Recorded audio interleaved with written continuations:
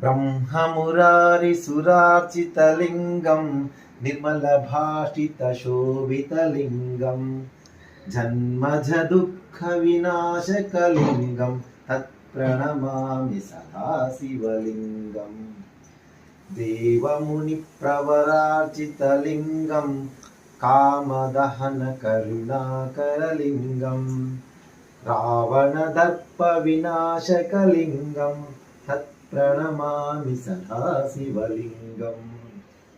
सर्वसुगन्धसुलेपितलिङ्गं बुद्धिविवर्धनकारणलिङ्गं सिद्धसुरासुरवन्दितलिङ्गं तत्प्रणमामि सदा शिवलिङ्गम् कनकमहामणिभूषितलिङ्गं फणिपतिवेष्टितशोभितलिङ्गं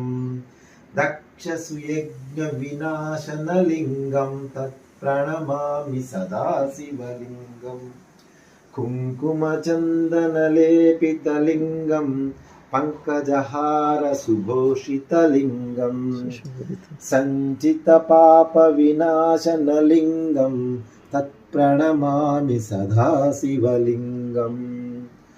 देवगणार्चितसेवितलिङ्गं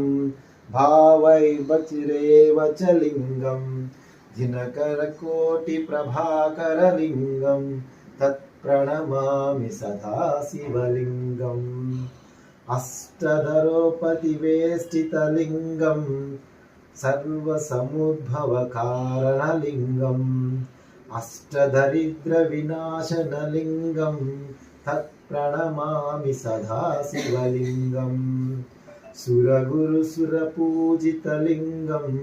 सुरवरपुष्पसदार्चितलिङ्गं परपरं परमात्मकलिङ्गं तत्प्रणमामि सदा शिवलिङ्गम् लिङ्गाष्टकमिदं पुण्यं यपठित शिवसन्निधौ शिवलोकमहोन्नते शिवेन नमोन्नते। ओम नमः शिवाय, ओम नमः शिवाय, ओम